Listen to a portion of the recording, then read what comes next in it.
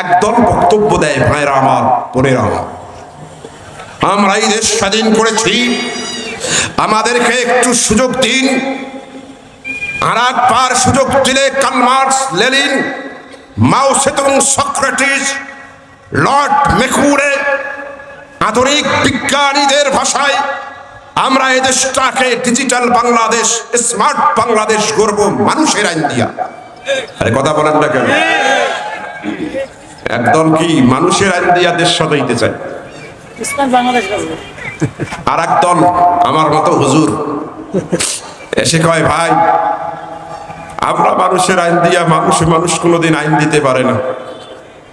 আলা লাহুল খালকু ওয়াল আমরু, সৃষ্টি যার আইন চলবে। বলেন আপনার এই আসমানের স্রষ্টাকে, জমিনের স্রষ্টাকে, পাহাড় পর্বতের স্রষ্টাকে, আপনার আমার নিঃশ্বাসের নিয়ন্ত্রককে।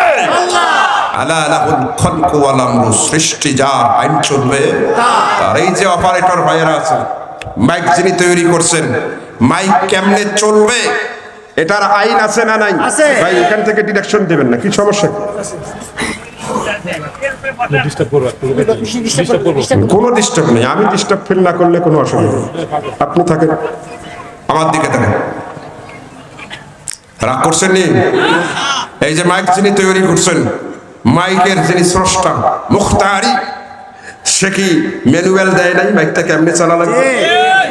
কি ম্যানুয়াল দিছে? মাউথ পিস এই জায়গায় থাকবে, নেগেটিভ পজিটিভ ওই মেশিনে থাকবে, হর্নগুলো উপরে থাকবে। এখন কোন বুদ্ধির ঠেকিয়া হার্ভার্ড ইউনিভার্সিটির থেকে এসে যদি কয়, ওই বাপদাদা 14 গোষ্ঠীর থেকে আইন দেখতেছি মানবাত্তা হইয়া গেছে, ব্যাকডেটেড হয়ে গেছে, হ্যাঁ পারে না, নেগেটিভের জায়গায় পজিটিভ লাগা, পজিটিভের জায়গায় নেগেটিভ লাগা। আর এত বড় হুজুর আমাদের রংপুর থেকে আসছে, এত ছোট জিনিসগুলো ওখানে কেন?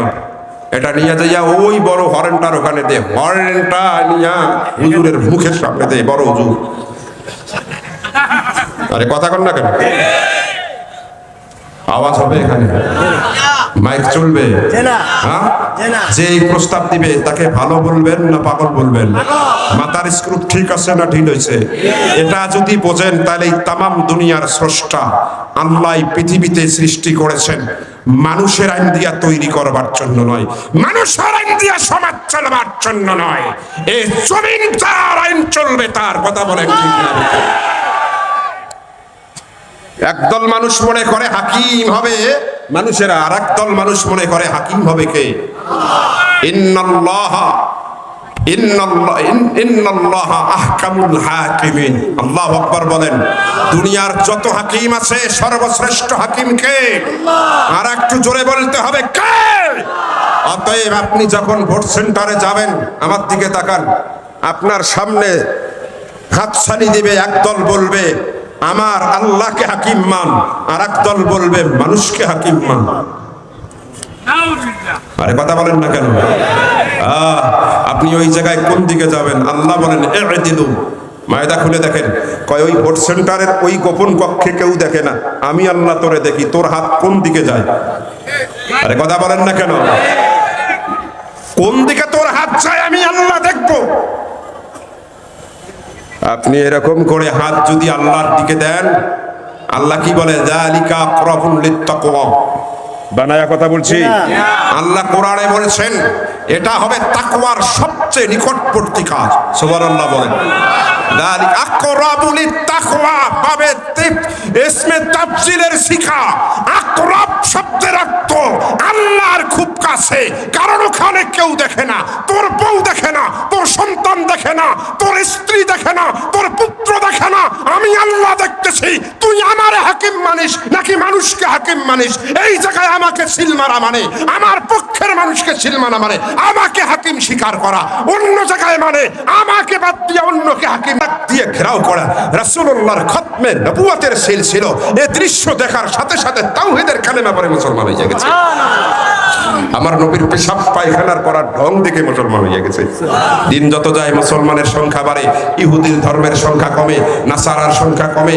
এই যে মূর্তি পূজা যারা বিক্রি করে, দোকানদারেরা কয় ভাই কোন ব্যবসা ধরলাম, এত লাভ, এখন তো কেউ মূর্তি কিনতেই আসে না, কারণ মূর্তি পূজারীরা রাসূলুল্লাহর দলে চলে গেছে। সুবহানাল্লাহ।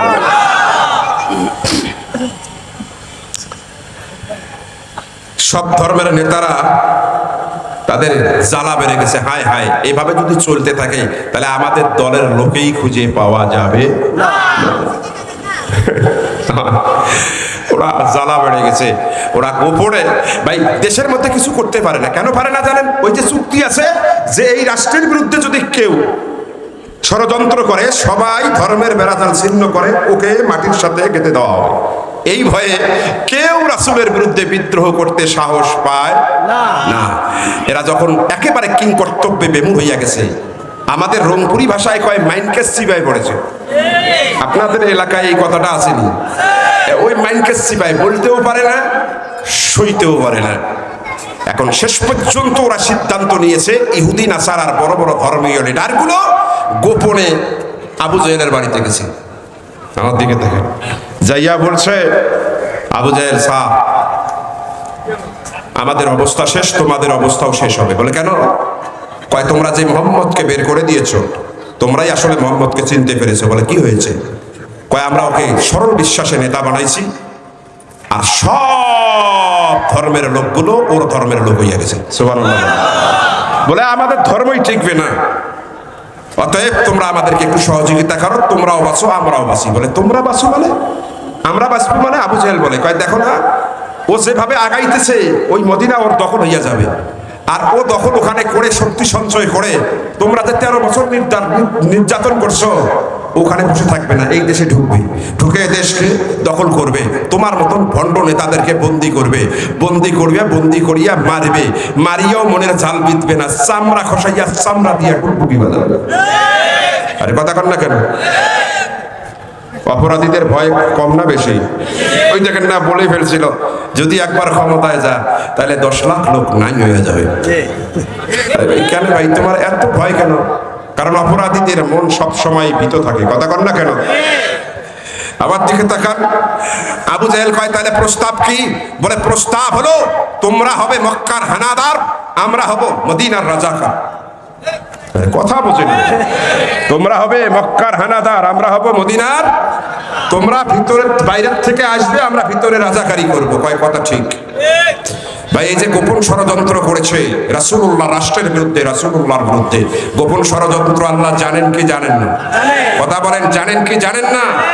আল্লাহ রাব্বুল আলামিন এত বেশি রাগান্বিত হয়ে গেলেন, গভীর রাতে আল্লাহ রাব্বুল আলামিন আমার নবীর উপরে আয়াত নাজিল করে দিলেন, গোপন ষড়যন্ত্র ফাঁস করে ডাক দিয়া বলে হাবিব দেরি করবেন না, আপনার যতজন সৈন্য আছে যত নগণ্যই হোক না কেন সৈন্যদেরকে আপনি নেন, যতটাই অস্ত্র থাক না কেন অস্ত্রগুলো নেন, আপনি জিহাদের ময়দানে বের হইয়া যান। ইসলামী রাষ্ট্রের বিরুদ্ধে ষড়যন্ত্র হয়েছে, আমি আল্লাহ আদেশ করছি জিহাদের ময়দানে বের হইয়া যান, ওদেরকে আটকিয়ে দেন। আমি আল্লাহ প্রয়োজনে আসমান থেকে হাজার হাজার ফেরেশতা আপনার সৈন্যরূপে প্রেরণ করে বিজয়ের মালা আমি আল্লাহ আপনার কাঁধে তুলে দিব। জিহাদের আয়াত নাজিল হয়ে গেল। আল্লাহু আকবার বলে জিহাদের আয়াত নাজিল হয়ে গেল। আর জিহাদ যখন শুরু হইয়া গেল ভাই, এমন জিহাদ, হায় হায়, খালি জিহাদ আর জিহাদ। রাসূলুল্লাহ 27টা জিহাদের সেনাপতি। সুবহানাল্লাহ বলে মদিনায় রাসূলুল্লাহ 27টা জিহাদের সেনাপতি। আরে এমন জিহাদ শুরু হইয়া গেছে, এক সাহাবী যুবক যুদ্ধ করতে যাইয়া হাঁটুতে আঘাত লেগেছে তরবারির, ঘা হয়ে গেছে, ঘা এখনো শুকায় নাই, আদা শুকান। এমন সময় আওয়াজ এসেছে কবর দেওয়ার জন্য আল্লাহর পক্ষ থেকে, মানবতার পক্ষ থেকে জিহাদ হলো ফরজ ইবাদত। কথা বলেন ঠিক না বেঠিক? এই জন্য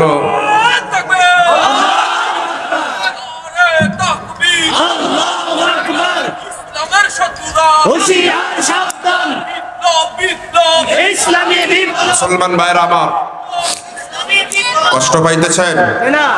জিহাদ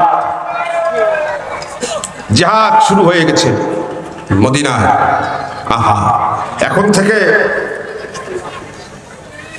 1 ঘন্টা আগে একটা পয়েন্ট আপনাদেরকে স্মরণ করে দেয়, যারা পরে আসছেন তাদের বুঝতে কষ্ট হবে, যারা শুরু থেকে ছিলেন তাদের বুঝতে বড় সহজ হবে। রাসূলুল্লাহ আসরের নামাজের পড়ে বসে আছেন, সাহাবীরা ঘেরাও করছেন, মনে আছে? ম্যাক্সিমাম সাহাবী, কারো হাত নাই, কারো পা ভাঙ্গা, এমনও সাহাবী ছিল 6 মাস বউ বেটিকে সময় দিতে পারে না। জিহাদ আর জিহাদ। রাসূলুল্লাহ বসে আছেন, সাহাবীরা সবাই এসে বলতেছে, ম্যাক্সিমাম, মিনিমাম না ম্যাক্সিমাম, সব সাহাবী, অধিকাংশ সাহাবী বলে, হুজুর 40 বছর আপনি যে নবী আমরা টেরাই পাই নাই, কারণ শরীয়তের নবী আপনি 40 বছর পর্যন্ত হন। 40 বছর পরে আপনাকে নবী হিসাবে চিনলাম মক্কায়, কিন্তু খালি মাইরে খাইলাম। আরে কথা কর না কেন? মায়ের দিতে পারলাম না, কারণ রাষ্ট্র আমাদের কাছে ছিল। ইয়া রাসূলুল্লাহ, ইয়া হাবিবাল্লাহ। এরপরে মদিনায় এসে আপনি যখন রাষ্ট্রপ্রধান হলেন, আমরা বড় আশায় ঘর বাঁধলাম। আহা, এইবার বুঝি ইসলাম, মুসলমানেরা ক্ষমতায় আসবে, এইবার বুঝি ইসলাম গোটা পৃথিবীতে কায়েম হইয়া যাবে, এইবার বুঝি আমাদের দুঃখের দিন শেষ হইয়া আমাদের সুখ শান্তির জীবন শুরু হবে। কিন্তু অবাক কাণ্ড হুজুর, যখন মদিনায় আসলাম, কিসের ক্ষমতায় যাওয়া, কিসের ইসলাম গোটা পৃথিবীতে কায়েম হওয়া, কিসের আমাদের সুখের দিন আসা? আরে বউকে সময়ই দিতে পারি না, খালি জিহাদ আর জিহাদ। আরে কথা বলেন না কেন? খালি জিহাদ আর জিহাদ। হুজুর এই যে আমার পা নাই, হুজুর এই যে এই সাহাবী এই 6 মাস থেকে বউয়ের কাছে যাইতে পারে না, হুজুর জীবনে তো শেষ হইয়া গেল, জীবনেই তো শেষ হইয়া গেল, কতদিন আর বাঁচবো? মুসলমানেরা ক্ষমতায় আসবে কখন? গোটা পৃথিবীতে ইসলাম কায়েম হবে কখন? আর আমরা মুসলমানেরা সুখে ঘুমাবো কখন? খালি তো জিহাদ আর জিহাদ। বলেন তো, প্রশ্নটা সহজ ছিল না কঠিন ছিল? মারাত্মক প্রশ্ন ছিল। এই প্রশ্নটা এখনো আমাদের বাংলাদেশের মানুষের আছে না নাই? একটু মিলায় আনেন। অনেকে টিটকারি করি, কয় হুজুর এত যে ওয়াজ তাফসীর করে, কই মুসলমানেরা ক্ষমতায় আসবে কখন? আরে কথা কয়, ইসলাম কায়েম হবে কখন? হুজুর দল করিয়ে যে কত মামলা, আরে কথা কয় না কেন? এই দুঃখের দিন আপনাদের যাবে কখন? যে প্রশ্নটা এখন আপনার আমার, সেই প্রশ্নটা 1500 বছর আগে আমার আল্লাহর নবী সাহাবীরা রাসূলকে করেছিলেন। সুবহানাল্লাহ। রাসূল জবাব দিতে পারেন না, রাসূল বরং ভয় পেয়ে গেছেন। হায় হায়, এ সাহাবীরা বলে কি, এরা বলতেছে কি, এরা বিগড়ে গেল না তো? আবার রাসূল যখন প্রশ্নের জবাব দিতে পারছিলেন না, আল্লাহ জিবরাইলকে পাঠান নাই, আল্লাহ মিকাইলকে পাঠান নাই, মিথলা সালসালাতুল জারস, আল্লাহ পাক ঘন্টা ধ্বনিও বাজান নাই, মিওরাইল হিজাব। আল্লাহু আকবার বলেন।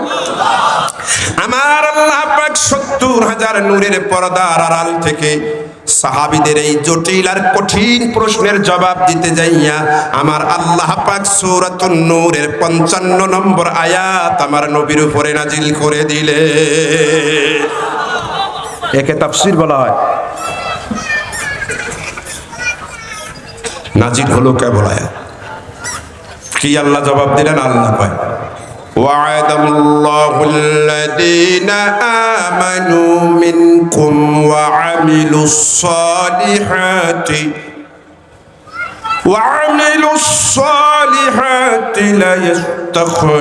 ليستخلفنهم في الأرض كما استخلف الذين من قبلهم وليمكنن لهم دينهم الذي ارتضى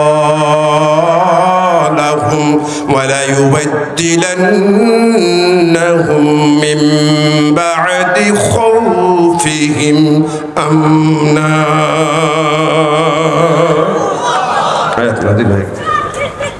আল্লাহ বলেন, হাবিব জবাব আপনি দিবেন না, আমি আল্লাহ দিচ্ছি আপনার সাহাবীদের জবাব। শুনে না আল্লাহ কি কয়?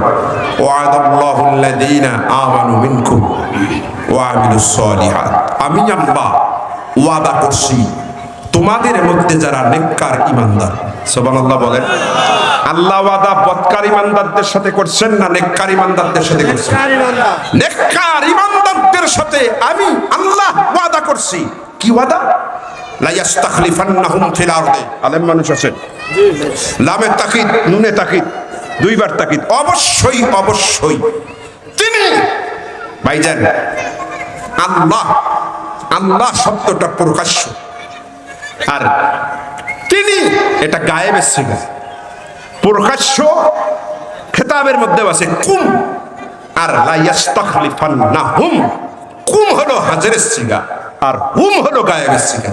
আল্লাহ ওয়াদা করলেন, কিসের ওয়াদা? শব্দটার মধ্যে হাজের ব্যবহার করলেন, আর ওয়াদাটা কি হলো সেটা গায়েব ব্যবহার করলেন। এর কারণ কি জানেন? এটা যদি বর্ণনা করতে যাই তাহলে 1.5 ঘন্টার একটা মুজাকারা আছে, মাথা অনেকের হ্যাং হয়ে যাবে, আপনারা বুঝবেন না। শুধু এতটুকু জেনে রাখেন, এটা আল্লাহ রাব্বুল আলামিন একটা বালাগাত ব্যবহার করেছেন, এটার নাম হলো ইলতিফাত। তাফসীরের মাহফিলে তো এগুলো আলোচনা হয় না। আমার দিকে দেখেন, আমি সোজা বাংলা কথাই বলছি। আল্লাহ বলেন, হে নবী আপনি বলুন, আমি বলছি, আমি আল্লাহ তোমাদের মধ্যে নেককার ঈমানদারদের সাথে ওয়াদা করছি, অবশ্যই অবশ্যই তিনি গোটা পৃথিবীতে তাদেরকে ক্ষমতা দিবেন, কামাস্তাখলাফাল্লাযীনা মিন ক্বাবলিহিম, যেমনই তাদের পূর্ববর্তী দাউদ আর সুলাইমানকে পৃথিবীর ক্ষমতা দিয়েছিলেন। সুবহানাল্লাহ বলেন। গোটা পৃথিবীতে মুসলমানদেরকে ক্ষমতা দিবেন কে? আল্লাহ। এটা কার ওয়াদা? আল্লাহ। এটা 1 নম্বরের ওয়াদা।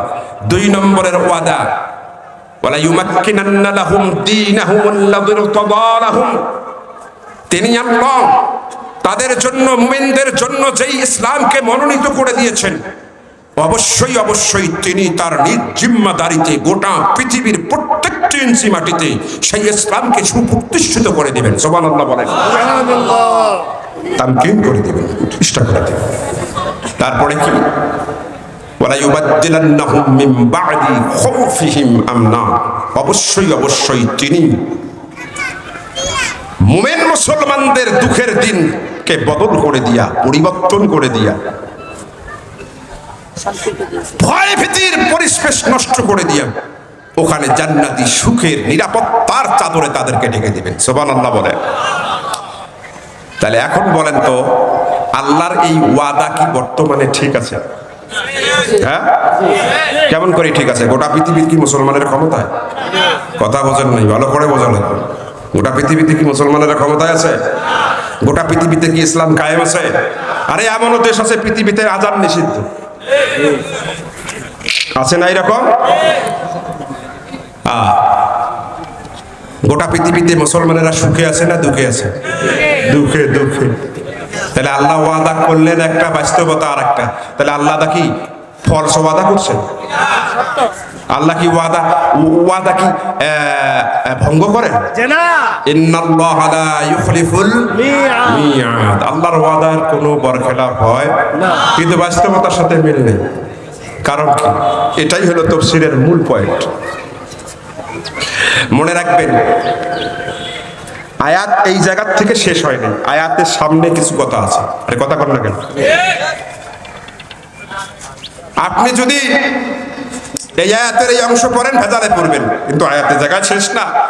আয়াতে আল্লাহ বলছেন শেষের মধ্যে, ইয়াবুদুনানি লা ইউশরিকুনা বি শাইয়্যা, আমি আল্লাহ পাক এই ওয়াদা মুমিনদের অবশ্যই পূরণ করে দিব। শর্ত হলো একটা। বলেন শর্ত কয়টা? একটা। শিরিক মুক্ত আমার ইবাদত করতে হবে। বলেন কোন শর্তের বিনিময়ে আল্লাহ তার ওয়াদা পূরণ করবেন? শিরিক মুক্ত ইবাদত। সবাই বলেন কোন শর্ত? শিরিক মুক্ত ইবাদত। আমাদের বাংলাদেশে ইবাদত কম না বেশি? বেশি। পীর মুরিদি আছে না নাই? আছে। তাবলীগ আছে না নাই? জিকির আজকার আছে না নাই? আওয়াবিন ইশরাক আছে না নাই? কথা বলে না জি। এগুলো ইবাদত না জি। তাই যে এত ইবাদত হয়, আল্লাহর ওয়াদা পূরণ হয় না কেন? কারণ আমাদের বাংলাদেশে যে ইবাদত গুলো আছে, এই ইবাদতের আধিক্যতা আছে কিন্তু শুদ্ধতা নাই। কারণ আমাদের বাংলাদেশের ইবাদত গুলো অধিকাংশগুলোই শিরিক যুক্ত, শিরিক মুক্ত।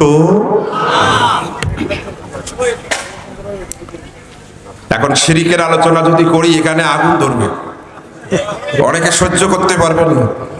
কলজের মধ্যে দাউ দাউ করে জ্বলবে। কিরে বক্তা আমরা টাকা দিয়ে আনি, আর বলে কি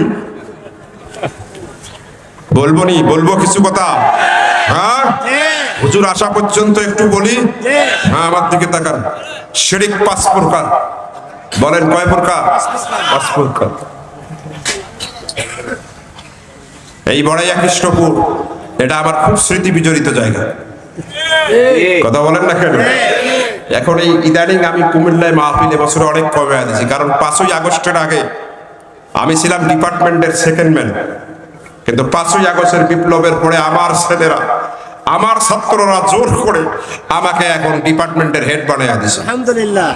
তো হেড যখন হয়েছি দায়িত্ব বাড়ছে না কমছে, যার কারণে এবার কুমিল্লার অনেক মাহফিল নিতে পারি না। তবে এই মাহফিলটা অনেক আগে নিয়েছি। কামাল আহমদ কই? কামাল আহমদ কই? আছে, প্রবাসে থাকে, কিন্তু মাঝে মাঝে কথা হয়। তারপরে আমার একান্ত ভাইজান মিজান, মাওলানা মিজান যোগাযোগ করেছেন, যেহেতু এটা আমার একটা স্মৃতি বিজড়িত একটি জায়গা, এই জন্য মাহফিলটা আমি দিনের বেলা নিয়েছি। আমি শুধু একটা মেসেজ আপনাদেরকে দিই, শিরিক 5 প্রকার আলোচনা আমি করতে পারবো না, শুধু একটা আলোচনা করি, আশ-শিরকু ফিল মুআমালা। আল্লাহু আকবার কর।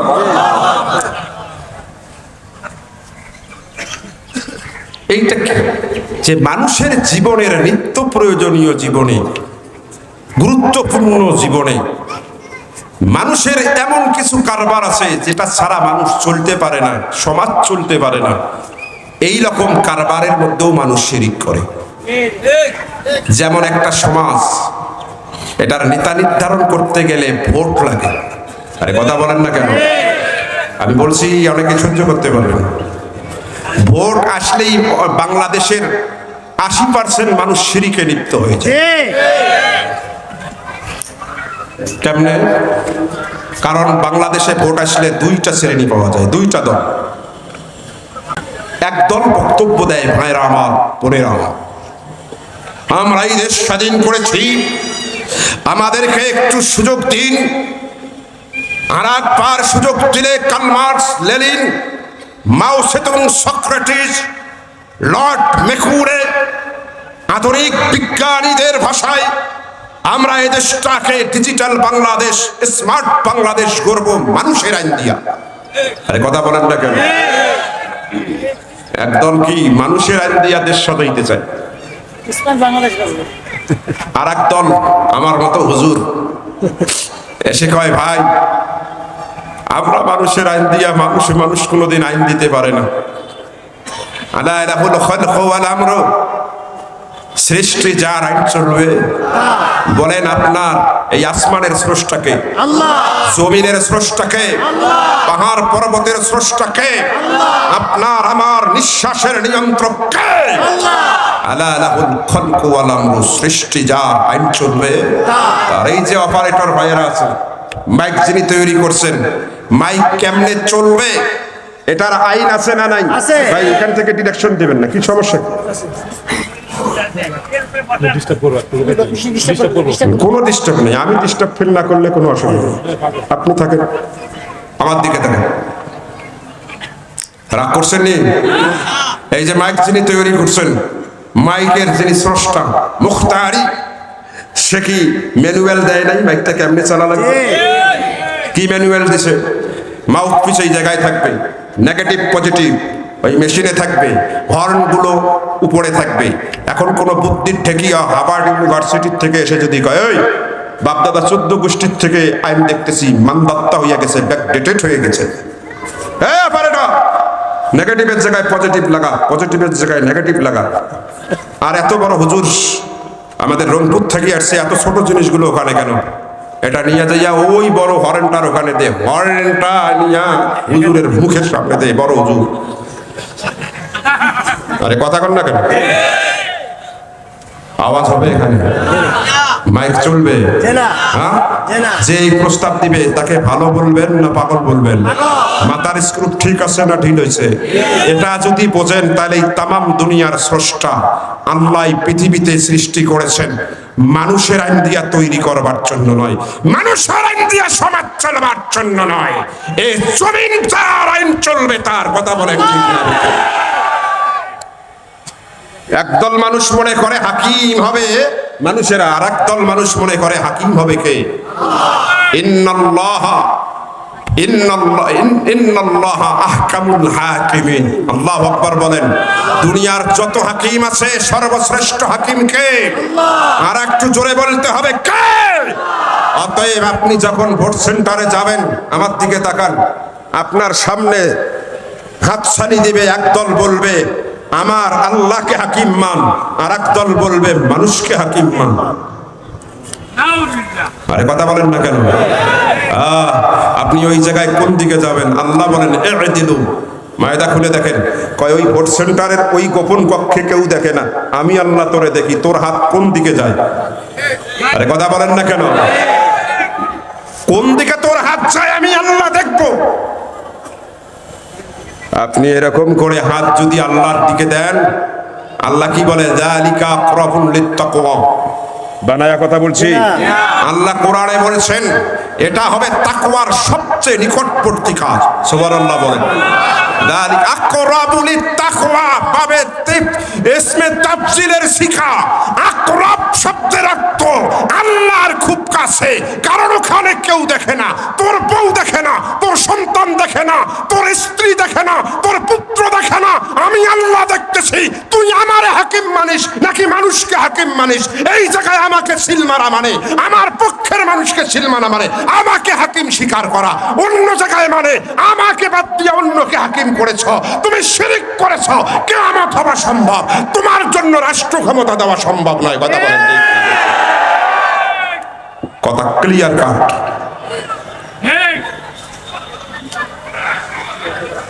রাগ করছেন? এখন আমি আপনাদের এই ঐতিহাসিক তাফসীরুল কোরআন মাহফিলে অনুরোধ করি, যারা আমার বয়সে বড়, পায়ে হাত দিচ্ছি, যারা আমার সমবয়সী তাদের হাত ধরছি বন্ধু,